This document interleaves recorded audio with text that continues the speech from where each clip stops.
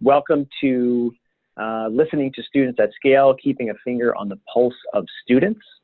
I am Kirk Daulerio. I'm the co-founder and chief evangelist at AdmitHub, joined today by Amy Smith from Georgia Southern University. And Amy, I will pass it to you for an introduction. Hi, everyone. As Kirk said, my name is Amy Smith. I'm the Associate Vice President for Enrollment Management and also Acting Director of Admissions, former Director of Admissions for 5 years at Georgia Southern, and then moved into a new role last fall, but I'm still kind of doing my old role. So shout out if anybody's looking for a career change and wants to be the Director of Admissions at Georgia Southern. Well. Have a favorite hobby, Amy? Oh, well, right now I'm a student as well. And so doing my schoolwork and starting to work on a dissertation is my only outside of work activity. Wow, that is amazing. That's inspiring. Well, that's great. And I love seeing all of you introducing yourselves as well on the chat function. For those of you who have recently joined the webinar, you can note that you're able to submit questions on the chat section or also on the Q&A section, the Q&A button as well.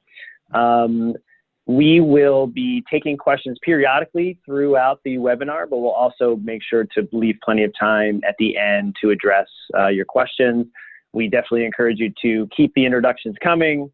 Tell us more about yourself, and I love seeing these hobbies as well. But let's take a quick look at the agenda for the webinar.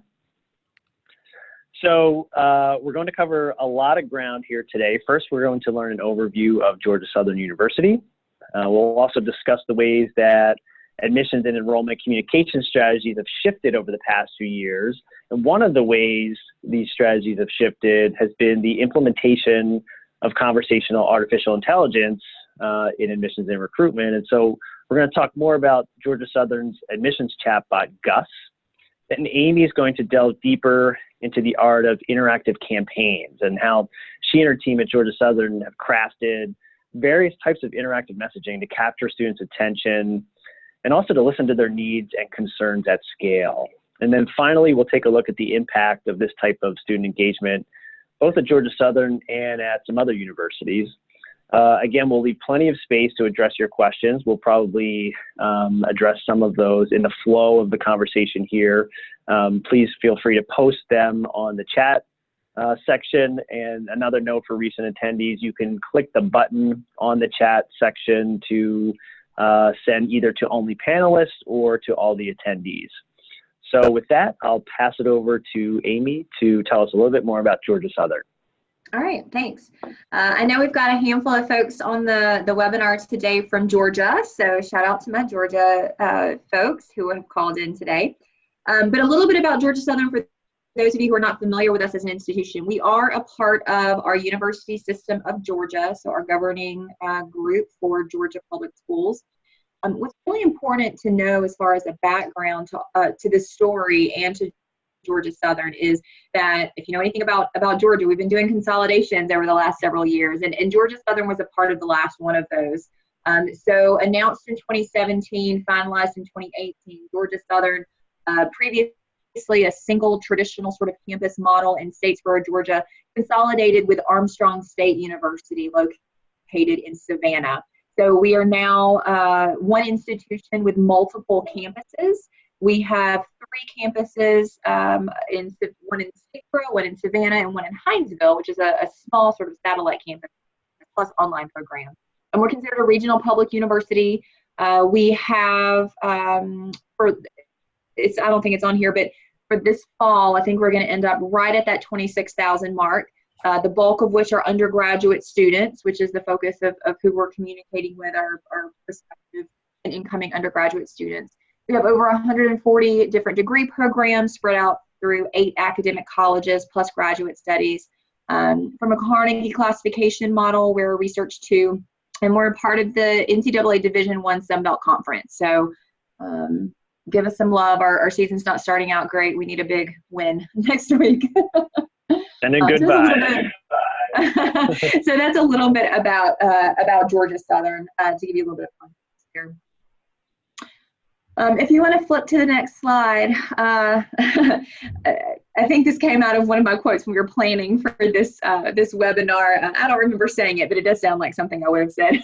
Consolidation is the most challenging thing that anyone will ever experience in enrollment management and perhaps their careers. Consolidation was a really difficult moment for a lot of reasons. But specifically what it did to enrollment was what we dropped. We had a decrease in enrollment when it was announced at both institutions, and then certainly as it was implemented, we lost enrollment. More specifically, they fell out from the Armstrong campus, formerly Armstrong State University. And if anybody, if you guys on the call are from admissions, you understand if you're on the road and students asking you questions about your institution, and we didn't have a lot of answers. And so it's hard to bring in a class of students when they aren't able to get solid answers about what that institution, what that campus is going to look like. Everything was in flux. A lot of things were changing. The identity of an entire institution just sort of went away. And that's really hard. It's going to take a lot of time for us to recuperate from that and to get back to where we were. What we did immediately see, though, in addition to the drop in enrollment in Savannah, was a short-term increase in Statesboro. I attribute a lot of that to changing admission requirements. But then this fall of 19, we sort of stabilized there and went back down to what we were used to seeing in Statesboro. Started to make some small gains in Savannah, which is good. So I think our overall goal that we're working for is to stabilize our freshman enrollment in Statesboro, get us back up a little bit from where we are today, and then continue to build in Savannah. For the purposes of our Gus bot, which is what we kind of refer to him as, we're really aiming our efforts at traditional freshmen and transfers, but our adult students do fall into the mix sometimes. And also, as we talk through this, we are really looking at a recruitment side of the house for new students and new undergraduate students. We've not gone into sort of the retention bot or the grad student bots yet. We've been talking about it, but for the purposes of this, we're really just talking about new students. I mentioned this a few minutes ago, but to give you a landscape of where we are for our preliminary fall 19 enrollment, we are around that 26,000 mark, primarily undergraduate, new freshman cohort across all of the campuses. I didn't pull the numbers today. It's always in flux. You know how it is this time of year. We're around 3,700, not including our summer entry. So that's not actually our iPads cohort, but just our fall numbers. And then transfers, I think we were around 1,250. So again, working on growing all of our campuses and developing solid communication and yield initiatives. That's really where we saw some loss this year and where we're going to be focusing going forward to prepare for the future. So some of our goals, like I said, we were in this time of complete change and flux, and I want to say that because we didn't have any we didn't have any data, right? We were sort of starting from scratch with a brand new institution. We didn't have baseline information to compare anything to, no meaningful historical data, and so for those of you in admissions, you know how terrifying that can be. I have no trends to look upon and trying to decide how students are gonna react. So we set these high-level goals, sort of knowing we were starting at a baseline. We wanted to drive students to start and complete applications and take their next step in the enrollment process. We wanted to decrease phone calls and emails by providing answers to common questions and allow students to self-serve through their interactions with Gus. And we wanted to increase just general interest and engagement through our prospective students with, and you'll see this in a little bit, just fun nudges and outreach to help students get excited about what was going on our campuses. So as we started doing all of this, it really has, and we'll talk about this throughout the whole webinar, changed the way we communicate with students. Prior to implementing AdmitHub, we didn't have any texting capabilities, and as of right now, we still don't outside of AdmitHub. We're looking at some different options so we can have some one-on-one kind of conversations, but this is our only method right now. And we really jumped right in. Our account manager at the time would sort of make fun of me and say that we didn't have any problems just sending out a text message to 50,000 people, that some schools freak out if they get a group out over 100, but we were just going for it. So that's been a lot of fun and terrifying, quite frankly, to send a text message out to that many students As I said, we didn't really start with a lot of good metrics, so it's hard to gauge our true impact other than looking at some of the anecdotal stuff that we're going to talk about today. Really, every communication that we have or every action that we want a student to take in our overall comm plan, we're trying to work in an AdmitHub nudge or survey or interaction to reinforce the message that we're sending via email, mail, phone call.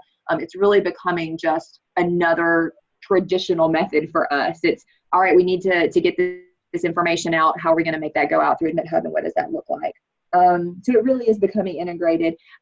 There's a note here that talks about other offices discovering the power. I'll talk a little bit about that a little later in the webinar, but it's gotten out that we have this secret weapon, and everybody on campus wants us to send messages for them.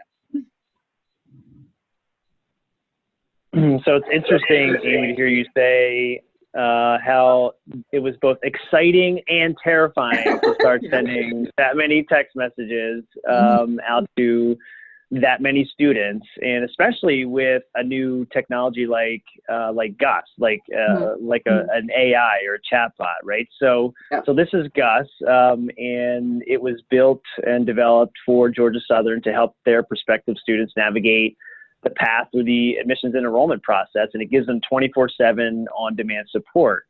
And so students can access this to get immediate responses to their questions about Georgia Southern. And then Amy and her team uses Gus to then proactively reach out to these students, both to gather their feedback and their perspective, and also to walk them through processes like applying for financial aid or registering for orientation, etc. And in Amy's case at Georgia Southern, Gus engages these students primarily over text message. So these students don't have to download an app, or they don't necessarily have to visit a special site. They basically just send a text message and receive it, and they can start engaging with Gus. And then students are then free to ask any questions that they have really at any time of day. And Amy can tell you they do ask questions at any time of day at night and receive these timely responses. And then if and when a student needs additional support, Gus can then loop in the appropriate staff member on their campus to further that conversation. So really the end result is a much more personalized engagement experience for students. And so they're actually building a relationship with Gus, which is really interesting to see. It's definitely generational. And this in turn fosters a stronger relationship with Georgia Southern. And so if we look at the different kinds of messaging, actually, I wonder if there was a slide before this. Maybe not. Okay. Oh, Amy, back to you. I was going to say, I'll let you take it, Kirk. Yeah, I was going to take that, but you know the stats better than I do. So this slide is looking at the Gus's activity with students and students' activity with Gus between September of 2018 and August of 2019. So that full recruitment cycle for this current class. So during that time period, we sent over 2.3 million messages. It's a lot. And we communicated with almost 53,000 unique students. So that just sort of gives you an idea of the volume that we're talking about. We did choose to interact with prospective students' inquiries, so sort of qualified inquiry students who would raise their hand, if you will, instead of just doing our applicants. So what I will say as just a point, if you do that, we have less accurate phone numbers for that population. Really, when they do their admissions application, that's where we're collecting their cell phone numbers, and it gets a little bit more or accurate. And you can sort of see that in the pie chart that's there. We have, of those students that we were communicating with, let's see, 5.4% were invalid numbers. So that goes back to what I was just saying. We had 16.3% of students opt out. So those are students who chose to not engage and asked not to be contacted. 42.3% of passive opt-ins. So what that means is they were continuing to receive messages from Gus. They did not opt out. They were allowing them to come in, but they weren't necessarily interacting with Gus in any way. They didn't reply to him. They didn't ask him questions. They didn't react to or respond to any of the surveys that we sent. But they were still consuming that information. And I think we all know, can compare that with are emails of students who read emails and may not do anything with them. They may not reply, but they're absorbing that info. And then 36% are active opt-ins, which means they are in some way texting back, whether it's saying, okay, thanks, asking a question, or responding to the surveys that we're sending out. And Amy, have you seen a difference or a trend in terms of where students fall on that chart in where they are in the process of applying and enrolling? You know, I don't know that I've really dug into that to see if there was a difference. My guess would be that and you'll see this with the interactive surveys, that students become more engaged the farther down the funnel, if you will, they are. The more they've committed, they get a little bit more into the process. Got it.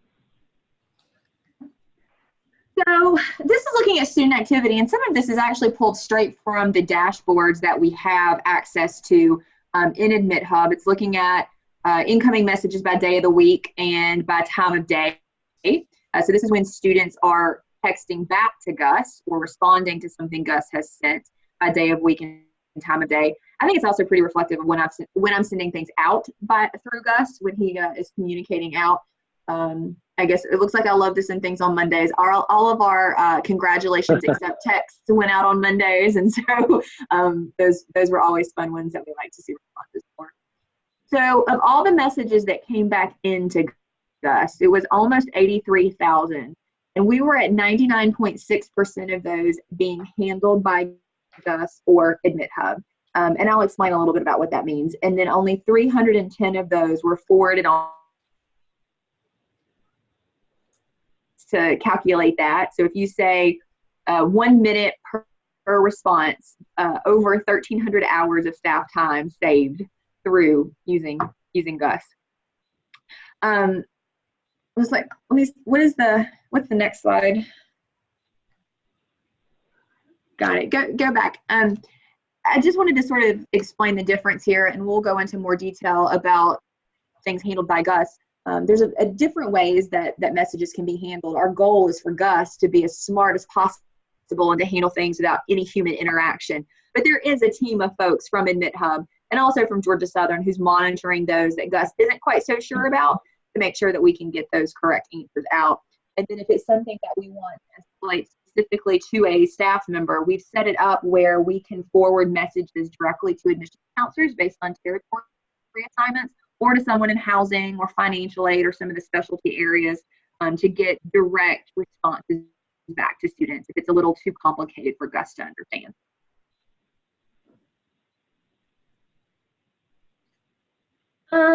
So our knowledge base. The knowledge base is sort of the brain of Gus, if you will. All the information behind it that's set up to tell him how to respond to certain things. So as I was saying, we're at almost 70% automation through the AI, through Gus's knowledge base. We've got 1,674 understandings available. An understanding is sort of a general response that Gus can reply to. And he's continuously learning, so it's not static. Since September, we've added 169 new things to Gus's brain, including an accurate prediction before the finale of Game of Thrones. I was quite impressed that he did pretty well in figuring that one out.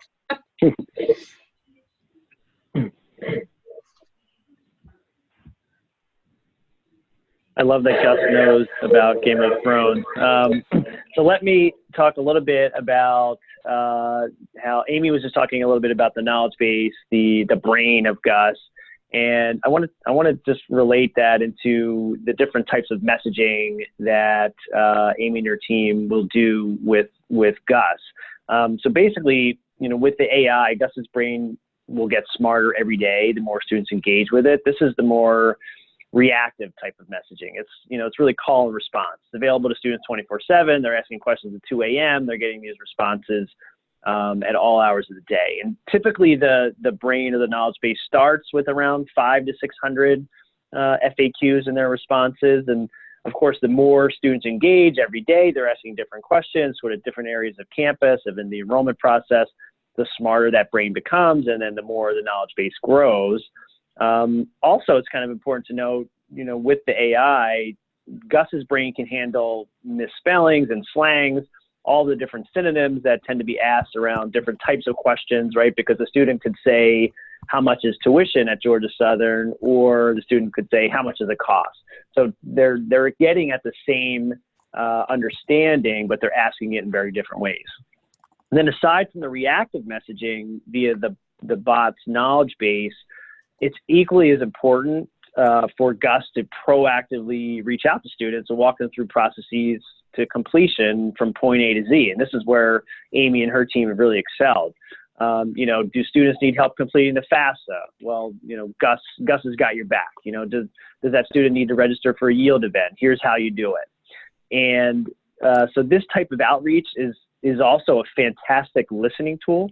Amy really uses Gus to gather lots of feedback from students and then use that data to then retarget her communication to those students to further assist them based on their individual needs and concerns. And Amy's going to go into much greater detail about she and her team goes about this. If we go to the next slide about why campaigns are important, these campaigns, this interactive type of messaging, the proactive messaging, are really what drives students to take action. And it's the reason behind the behavioral changes we tend to see in students interacting with the technology. And nudge theory, which a lot of you may have heard of, is a really a crucial and a proven part of this behavioral science. It's a very effective tool to get students to act, to motivate them to act. And what's so powerful about it is that we're providing students with the agency to resolve these issues on their own, right? We're empowering them. And through the use of these surveys and interactive messaging, it's really easy to identify the students who may need some extra attention. So this is then going to free up staff time to focus on students who need that extra help. And campaigns are also very important in that they remind students that the bot is a resource for them. So Gus will see a spike in questions in the day after a campaign has gone out. And a lot of times these questions tend to be unrelated to that particular content, but a student will have a question kind of bouncing around in the back of their minds, and the campaign acts as a reminder to them that, Gus is here and I can ask it for help if and when I need it. And then while college staff members are so busy, your time is really spent doing so many different things on campus, on the road, and trying to really manage the process with thousands of prospective students. These campaigns are a great way for college staff to really keep in better touch with their student population, and to make it really kind of feels like a friend and advisor to them. It's really interesting how students build a personal relationship with them, and it's really another added layer of support from the university. Hey, Kirk, I just want to interrupt for 1 second, if I may. There was a question out there, and I think we've got a response back in the chat, but the question was, what does Gus stand for? And I just wanted to clarify that Gus is the mascot of Georgia Southern University. So we branded and named our bot Gus after our mascot. Georgia Southern's, I think, is named, or Georgia State, excuse me, I think theirs is named Pounce. Again, it's their mascot. They're a panther. Yeah, so it's really interesting to hear what names the bots will be at different institutions. And some folks will use the mascot. Some will use something that is sort of integral to their location or just the general culture. Arizona State, for example, their bot's called Sunny, very apropos being in Tempe. So the naming of the bot is really, it's a fun exercise, and it's also one that really lends that personality to the AI, so that students really feel a connection to it. And so the secret sauce then behind these interactive campaigns and behind the outreach for this technology like Gus, there are 4 things that can really take the campaigns from just another form of outward communication to one that really builds a relationship with trust with your students. And the most important one is that the campaigns really need to be conversational. So students will really build this strong relationship with the bot. They play with it, they joke around with it. In the meantime, they're getting the information that they need. They're being guided through certain processes, and they are more apt to come back to Gus to ask questions and to receive help from Gus. And really in order to capture these students' attention and move them to action, the campaigns also need to be brief. We all know, and I mean, I've seen it even today, how long emails can tend to be, your eyes tend to gloss over and you tend to miss the important points. So if campaigns are brief, they're engaging, they're encouraging questions and feedback, and they also need to be targeted. If they're impersonal blasts, then students will tend to tune out.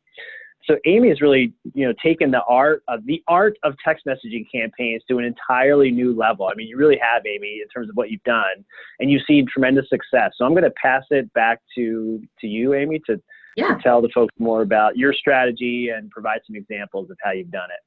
Absolutely. And one thing I do want to say regarding what you just said about the engaging piece and not letting your text read like an email, that goes back to the personality of the bot. And it sounds a little silly. And when we first started building Gus out, I was real weary of heavy use of emojis and putting in GIFs and photographs and videos. I didn't want it to get too silly.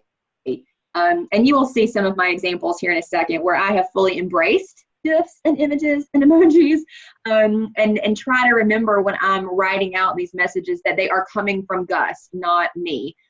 So using, a little bit of text speak, if you will, to make it seem more informal. So here what you're looking at are, let's go back to the previous, there you go. So what you're looking at here is an overview of the campaigns that we've sent over the last year. I think this is just the last year. So we have sent out a total of, we did send out a total of 440 different campaigns. Now, that includes like our intros that we have to send out every time we speak to a student. You'll see there's a lot of intros on here. So it's not necessarily 440 unique messages, but different times we've set up and sent something. And so those are divided up really into 3 different types of campaigns. Nudges, which are sort of one-shot information or calls to action, just static things. The intros, what I just mentioned. So you want to make sure that you're introducing your bot to every new student. So as a new student gets into the system and you're communicating with them for the first time, you need to tell them who Gus is and give them information on how to opt out. And then we were at almost 11% interactive this year. And I want to continue to see that increase because this is where I'm going to go into a little bit more detail about how helpful that can be. But before we move on, going back to the nudges for just a second, these are all kinds of things. It can be invitations to events, reminders to do something, fun facts. We started doing orientation confirmations. So the day before every orientation session, we would send a reminder and a link to the schedule. So those were really helpful. You want to go forward? This is just a funny story that I wanted to share. So the screenshot that you see here is from my phone, and it is of a series of messages that we sent over the summer to remind students to prepare for paying their fee on the first day of classes. All of us work in higher ed. We know that getting students to pay can be sometimes tricky. So we were trying to make sure students knew the first day of classes they had to have everything paid. Well, when you put an emoji in for most phones for a calendar, it comes up as July 17th. I did not realize this. And so I sent this text message out on July 16th. And so we had quite a few students respond back to Gus asking about, how do I have to pay by July 17th? Or how am I going to pay by tomorrow? Or how do I know what I owe? I don't have classes yet. All of this stuff. And I later learned that student accounts got an uptick in calls too, and some of them had mentioned it's July 17th date. And we were completely perplexed as to what in the world they were talking about. Until one of my staff members Googled it and finds out that July 17th is World Emoji Day, and most calendar emojis say July 17th. So be careful with your emojis. Make sure you're testing it out on your phone because things can happen. All right, so let's look at some of our interactive surveys. What we found was students are responding to these surveys that we're sending out through a mix of all of the interactive surveys. Those 10% of all of our messages that we sent, we saw almost a 75% average response rate. And we'll look at some variation in why that is between the different responses. But the point is they are actually responding. And so I want to talk just briefly about 3 different ones to give you some different examples of messages that we're sending out. One was a sign your housing contract message. So on the Statesboro campus, we had to close a couple of residence halls due to some different issues, and space was tight. And so housing was trying to make sure that they were keeping close tabs on every student and whether or not they were going to attend, cancel, that kind of thing. And so we got a list of students who had been assigned a housing assignment, but they had not signed their contract. It was overdue. And it was, I think, around 250 students, if I remember correctly. So we sent out a survey. Do you plan to sign your contract? Yes, no. And then if it was a yes, we gave them instructions on what they needed to do. If it was a no, do you want us to cancel? That kind of thing. We received over 100 housing contract completions from that text within 24 hours. And that's where housing was now hooked on us helping them send text messages with surveys to these students. Because what we could then do is also export the results from that survey. Every student who said yes or no, or if they said no, do you want me to cancel? And they say yes, I can put that all into an Excel file and give it to housing, and they can do their own follow-up. Or, as we started doing a little later in the summer, canceling admissions applications of students who told us that I am not coming. We wanted to move them out of the funnel, so we were able to do that. One of the other examples that we did with surveys is an incomplete application. And I think we're going to look at an example of this a little later. But we asked them, do you plan to complete your admissions application? And if they said yes, it was, do you want a counselor to call or email you to help you through the process? And if they said yes, then we would hand that off to their counselor and have a follow-up moment, because we were able to get that information from them quickly.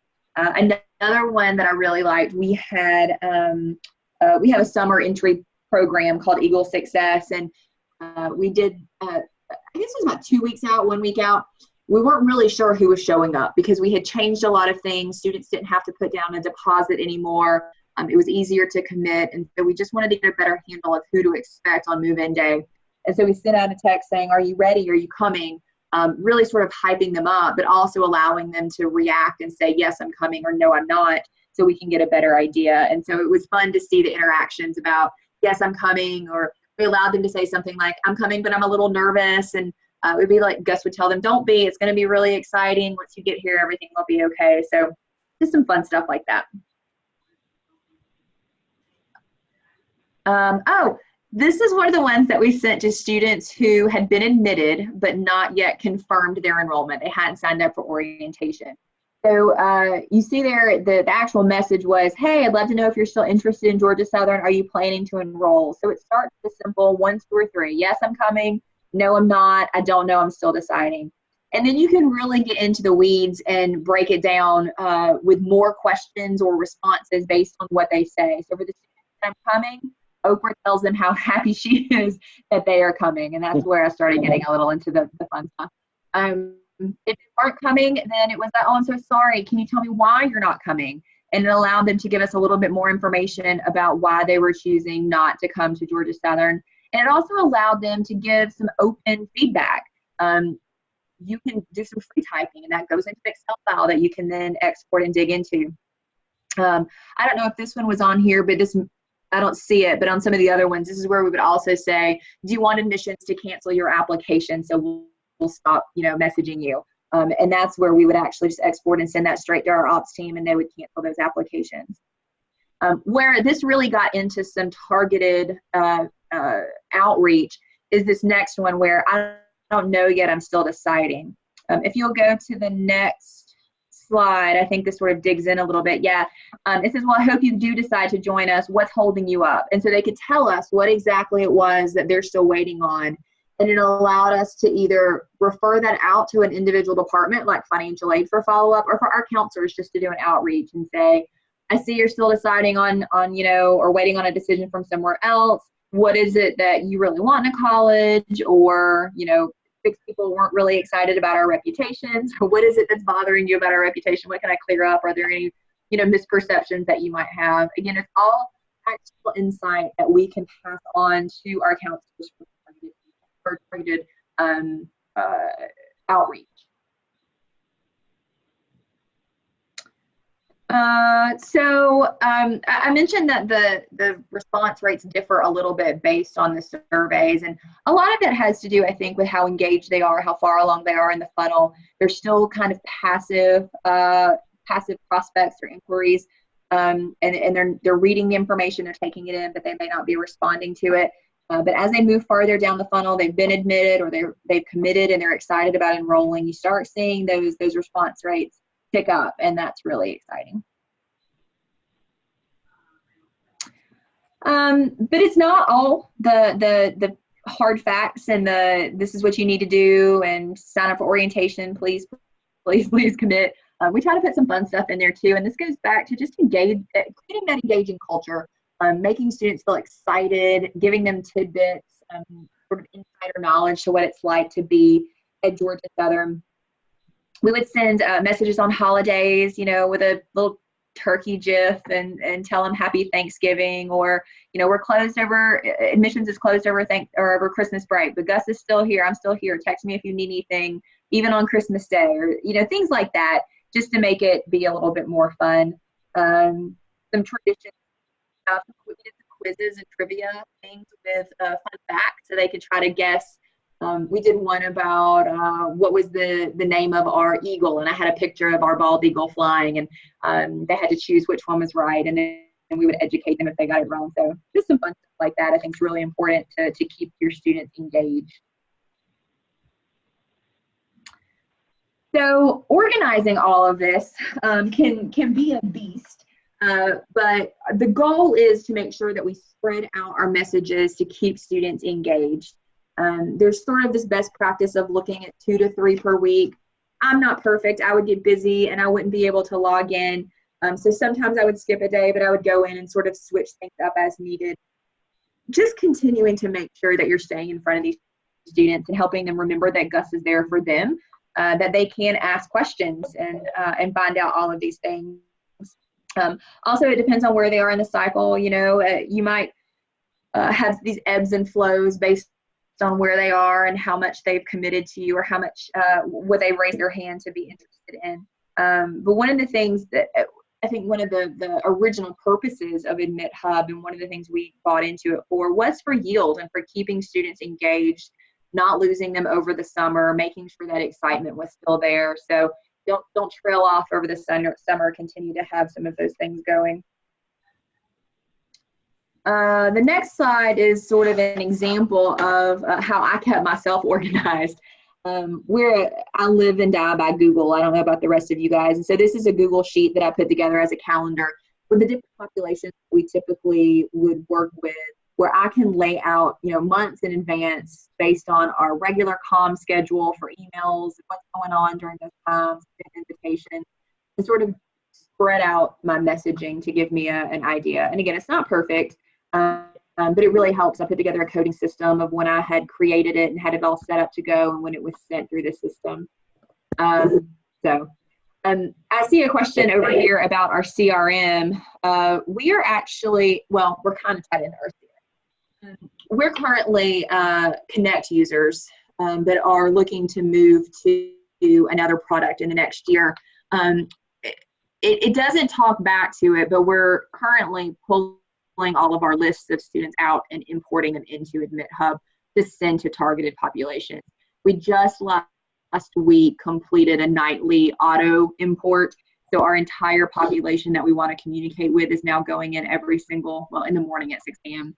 And so we can build our filters and automate some things within the system now. But whenever we want to do something super targeted, we can just pull a list out of our CRM and pop it right in and say, I'm going to send a text message to this very unique population based on whatever information that's in our CRM we want to do. So whether it's students who are qualified for scholarships but haven't applied yet, we can pull that out and send something to them, or a specific geographic region to invite them to an event. So that's sort of how we use it. Kirk, is there anything you want to expand upon for integration? Yeah, I'll just add that a lot of colleges might start with, in order to launch quickly and start engaging students very quickly, they might start with CSV uploads.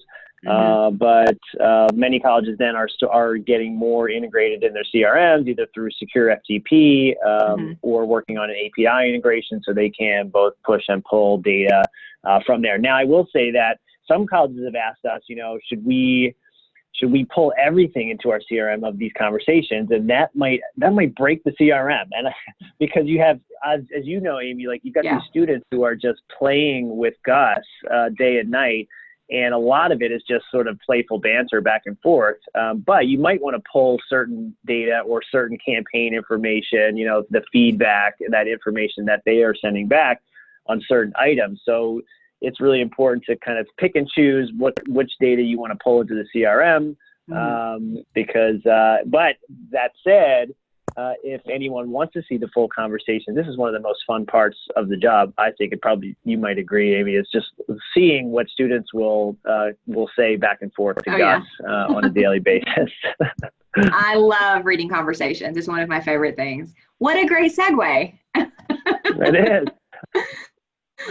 Here are some example conversations between students and Gus. So the first one on the far left is stuff we want them to ask. Where do I check my application status? How long does it take to get a decision? And so Gus is answering these things pretty quickly. In the middle, do freshmen have to stay on campus? Can you choose your roommate? What are class schedules like? So great questions. And then on the right, you get that banter. What's your favorite color? Your favorite animal, food? Are you married?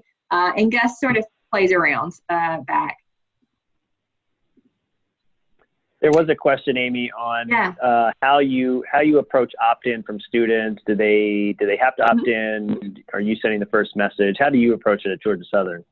So sorry, I was getting a little bit of feedback. There we go, it's gone. So if a student gives us their cell phone information, their mobile information, we are using that sort of as it's an okay. But again, that very first message, I don't know that we've got an example of an intro. It gives them the opportunity to opt out immediately. So their very first message to them is, here's how you opt out. And that's how we approach it, that we're upfront telling them how to stop those communications immediately. And until they tell us to stop, we'll continue texting with them. There's actually, just as a side note, there are obviously a lot of concerns and laws around privacy with text messaging, and we have an article on on the AdmitHub website that if you're interested in learning more about all the privacy laws, GDPR, etc., there's a lot of really helpful information there. I know we are about out of time. I want to get to some Q&A, but real quickly, just two more little conversations I want to show. Another one that's just a little bit more banter, and how he replies surprisingly very correctly to the banter, which I always think is fun. The one on the right is one of my favorite little things that I put together. Out the morning of commencement, for spring commencement, and I did 3 different versions. One was to students who didn't have an application on file. One was to admitted students who had not committed, and one was to committed students, slightly different variations. So basically saying, it's commencement at Georgia Southern, this could be you. And in this particular instance, the student said, can I still apply, and how do I check my status? So that was the response I wanted. Yeah, so one of the really interesting things about the interaction is that students feel they should know already what their next steps are. And so they want to ask questions in sort of a judgment-free way in order to help them find success. And so we've really looked at a lot of different student focus groups. Some of the common themes that have arisen when we've surveyed these students is that they feel that they can really ask Gus or any of these chatbots, really anything. They're empowered to find information on their own. They won't be judged for asking what they may feel is a simple question. So it's really interesting to see, like, sometimes these students actually prefer talking to Gus over a human. And Amy, in your case, I can't see that happening because you're such an amazing person. But it's sort of the preferences of Generation Z, right? So they're the Siri, Alexa generation. They are very comfortable building relationships with an AI. And what's really interesting is that this really translates into impact. And so we wanted to just show a couple of examples of the types of impacts that folks have been seeing with these different types of campaigns and surveys. And, Amy already mentioned several of her successes, like getting a 52% response rate from students about their intention to apply. And this really gave their team valuable information so that they could reconnect with students who were on the fence to address their concerns. The students at CSUN, Cal State Northridge, they reported an overwhelmingly positive experience with their chatbot, CSUNny, it's called. And that feedback actually encouraged CSUN to do even more innovative campaigns with their students. I mean, now they're focused on sense of belonging and health and wellness, goal setting, etc. USC Aiken, South Carolina Aiken is another really interesting statistic. About 27% of their students admitted to not knowing what was missing in their application, and that proved to be really key for their admission staff in retargeting communications to those students, but also to crafting their messaging more holistically around application completion steps. And then finally, over half the students surveyed at Kent State responded with feedback about their college plans, which was helpful to their team, both in terms of shaping the class, but also as well as future planning as well. So, across these success stories, and Amy really emulates this at Georgia Southern in terms of using a diverse and targeted outreach campaign strategy that's augmented with AI, really had the power to provide these valuable insights into the mindsets of students on a broad scale. And so that information that they've gathered is really invaluable for their staff and their teams as they are reconnecting with individual students, further supporting them, and as they share this information across their campus so that the entire university community can benefit. So those are a few of the impacts, and we wanted to kind of pause here or kick it open for more questions. I know there was one question that came in, Amy, about how you are engaging students and the types of engagement you're using, and if you're also interacting with students around financial aid and FAFSA questions, etc. Yeah, so we have a fairly extensive knowledge base when it comes to financial aid. What I can say is we could do a better job of our us starting the conversations about financial aid. There, some of the institutions, because I have seen the examples, have put together very, very detailed and complicated flows of if-then sort of conversations regarding the FAFSA and financial aid process. And we just haven't gotten that loaded yet to do on our end. But there's a lot out there that you can do to assist students through the financial aid process. In fact, I think one of the institutions, and maybe Georgia State, I might be confusing it, has a really phenomenal success story of how students were texting with their bot about aid and their bill, and found an error that had happened on that student's file that they were able to correct. And that's sort of, this big testimonial of how the bot can help students really, truly stay in school. So there's a lot out there. We don't do a great job of it. It's something that I want to do more of. That student actually, Amy, that you mentioned was actually featured on NPR on the Hidden Brain. So that student was part of the RCT, the research study that happened at Georgia State a couple of years ago. And so he was a first generation college student, low income, and that's exactly what happened, is what you said. Like, he was getting tripped up. He got this notification that his financial aid was off. He didn't know where to turn. He was waiting online to talk to someone at financial aid for hours, and no one would get back to him. So he actually turned to the bot to get his questions answered, and that directed him to the appropriate person. And then he was able to rectify the situation. And it's interesting to hear him talk on that podcast. I recommend it for anyone who has not heard it yet, but to listen to directly from that student in terms of how he felt empowered by the technology to then solve his own problem, and he really credited it for helping him get to campus that fall. Yeah.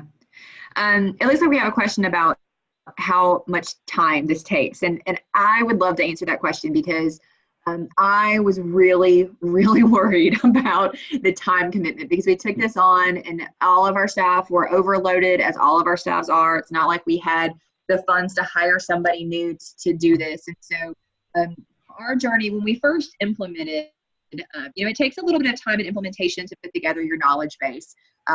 AdmitHub does a phenomenal job scouring your website and any resources that you have to build it to begin with, the brain, but then you've got to go back to make sure it's all right, because we want to make sure that it's correct and that the team was interpreting our information correctly. We picked some specialists from the different areas to make sure that they were, as an example, we had an assistant director in finance reviewing all of that information, coming up with their top cues that they wanted to make sure Gus could answer. And so, I mean, it took a little bit of time to set it up. I would not say it was a massive project to implement. It was reasonable. Then once we got going, you need someone who's going to create your communications and send them.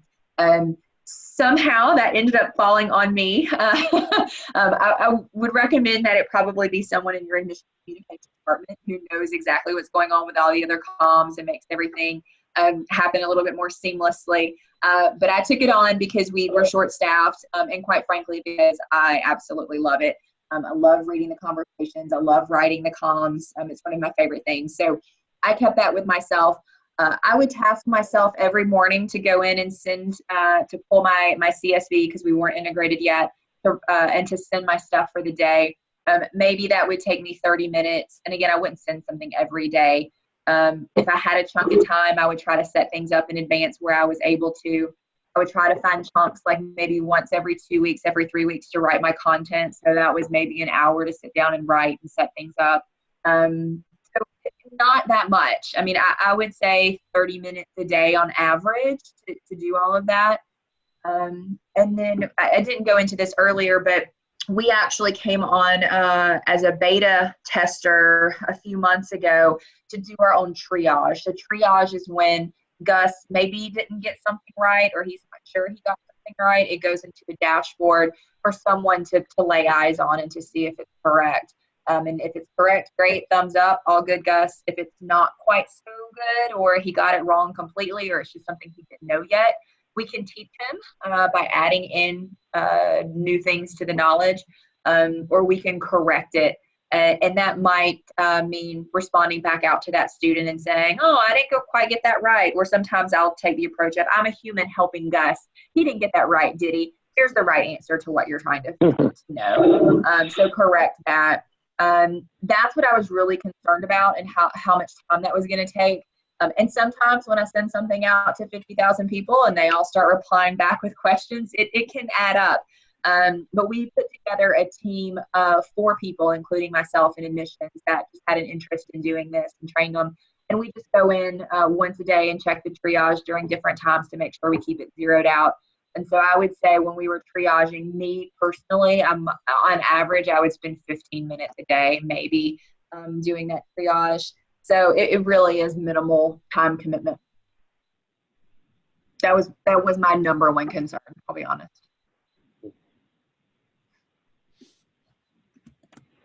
Hey, and if you have any other questions, feel free to submit them. You know, one thing that I'm curious about with your students at Georgia Southern, Amy, is, and you really embody the title of this webinar, keeping a finger on the pulse, because you are so in tune with the conversations that students are having. But how have you seen, just sort of anecdotally, you know, how comfortable the students are in sort of building a relationship with Gus? You know, one of the things I want to do a better job of is in talking to students in person about Gus. So like when my counselors are going out on the road, or we have a daily information session of visitors, asking them if they've interacted with Gus and sort of get their feedback, you know, real person to real person, if you will. But in reading the conversations and listening to them, for the most part, it's all positive. I mean, you have some students, as you would in any situation, right? And those are the ones that pop up for me in triage because Gus doesn't know how to respond, who are like, I want a human, or I would like to talk to a person, or something like that, that we end up looking at, and we'll reach back out to those students. But for the most part, they get it, you know? Sometimes they'll say, are you real? And Gus understand. I think that they are fully aware that they are communicating with AI, and kind of like to test the boundaries of it sometimes. Indeed. Well, it looks like if there are no other questions, we would again love to thank you for joining us. And Amy, thank you so much for taking the time out of your insanely busy schedule to provide this information to folks. Just a reminder that we will be sending out this recording to everyone so that you are free to watch it again at your leisure, share it with your staff, with your teams. And you're always welcome to contact either me or Amy if you have additional questions or would like to chat outside of this webinar. So thank you so much again for your time. Have a fantastic beginning to your autumn season and have a great week.